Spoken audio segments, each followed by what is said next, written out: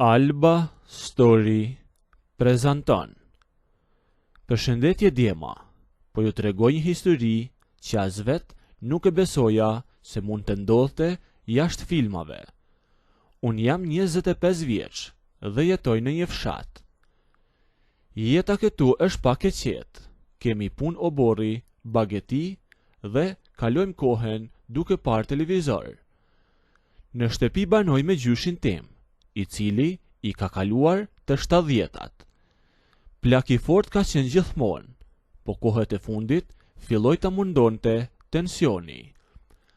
Tensioni i ngrihej e ulej sa të fuste frikën. E një ditë u bë pak keq dhe e çova me makinë tek ambulanca e zonës. Aty na doli infermierja e turnit, quhej Vera, e kur e pash, të them të drejten, mu turbulluan pak syt.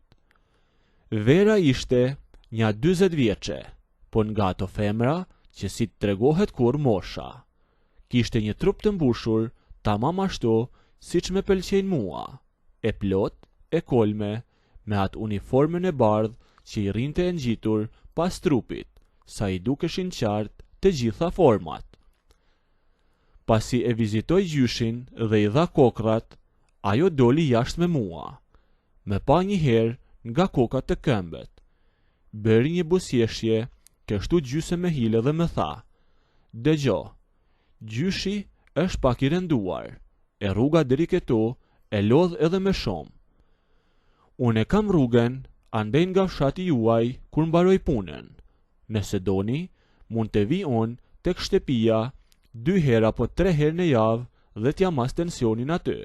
E s'ka nevojë ta sillni plakun vërdall." Unë shikoja dhe mendoja me vete, apo flet vërtet kjo, apo po me dëgjojnë veshet. I thash me një herë: "Po si s'duam, je mirë pritur." Vera filloi të vinte, zakonisht vinte rreth orës 5 mbasdite.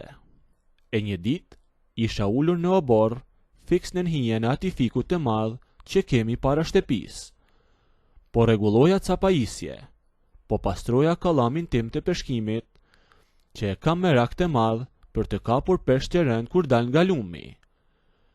Dëgjova portën teksa hapej, dhe ishte infermiere Vera, me një fustan vere pak të ngushtë, me një çantë të vogël në dorë. U afrua, me pa që po fshihja kallamin e peshkimit dhe u ndal aty afër meje. Pas ke kallam të gjatët e fort, tha ajo duke qeshur lehtë. Unë ngrita kokën, e pash drejt në sy dhe ja ktheva pa aprishur trezin. E mbaj vetëm për peshqt e mëdhenj, se me të vegjlit s'merrem fare. Ajo kafshoi pak buzën e poshtme, mblodhi syt, sikur i pëlqeu përgjigja ime dhe tha: "Mirë bën, gjërat e forta e bën punën më mirë. Ku e ke gjyshin?" I thash hym brenda, gjyshi është tek divani. Ajo erdhi, ul përballë gjyshit, ja lidhi atë rripin e tensionit në krah dhe filloi që t'ja maste tensionin. Por syt nuk i mbante tek gjyshi e as tek tensioni, syt i mbante tek unë, e unë isha mbështetur tek dera e dhomës me krah të kryqëzuar. Ajo me shikonte në tërë trupin, mi shikonte krahet dhe bënte sikur nuk e kishte mendjen.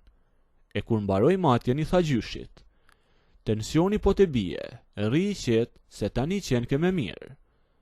Pastaj kthehet nga unë me zë të ulet që gjyshi mos të dëgjonte shumë mirë.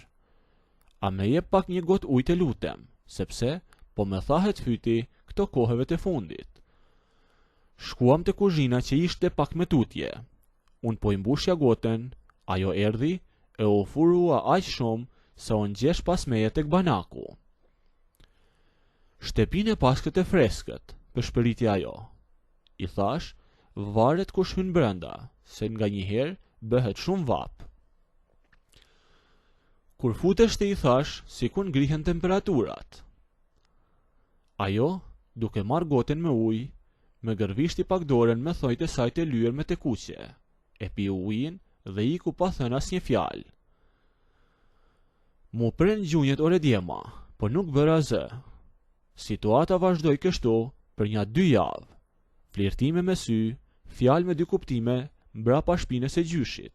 Kishte prekjet e lehta, sikur gjoja pa dashje kur I jepja kafen. E të gjithë e dinin që po zjenim nga brenda sikur unë edhe ajo.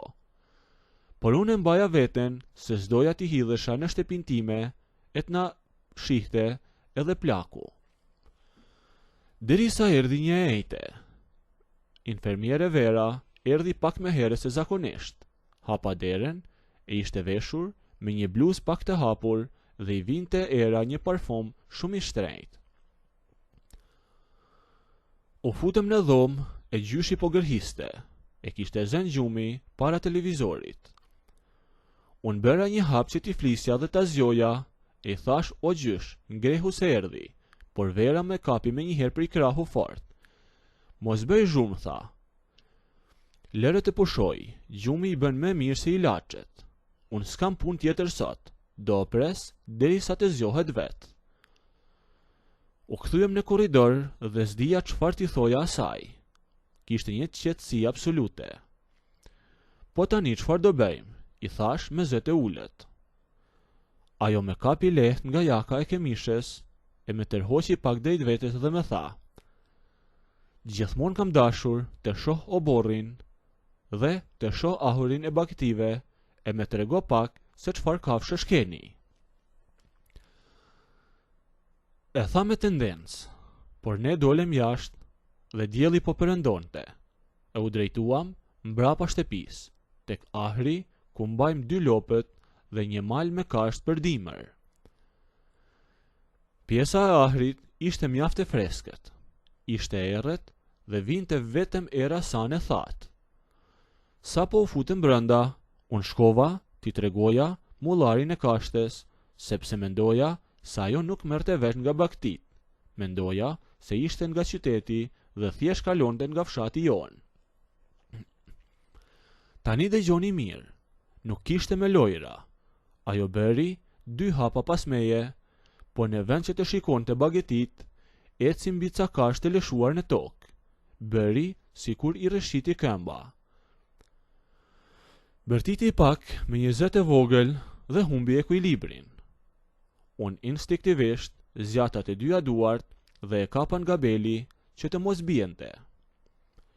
Beli sa ishte I plot, I ngrohtë, e për një sekond ngelem ashtu, unë duke e mbajtur, ajo e mbështetur pas meje. Ajo rrotulloi trupin rrufeshëm drejt meje, I hodhi të 2 duar pas qafes ime dhe u var e gjitha mbi mua.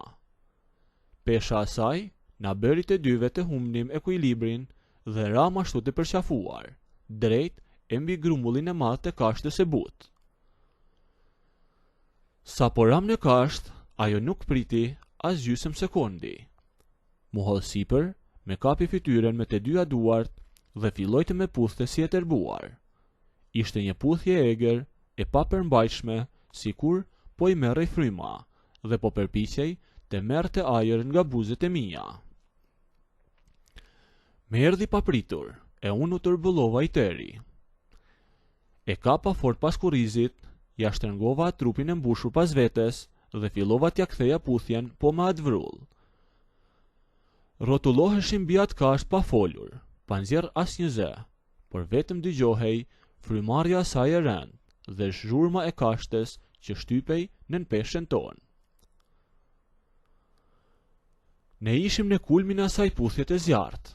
E pastaj, nëse doni të ndëgjoni historinë deri në fund, bëjini videon like, a nëse nuk doni, abonohuni ose bëjini subscribe.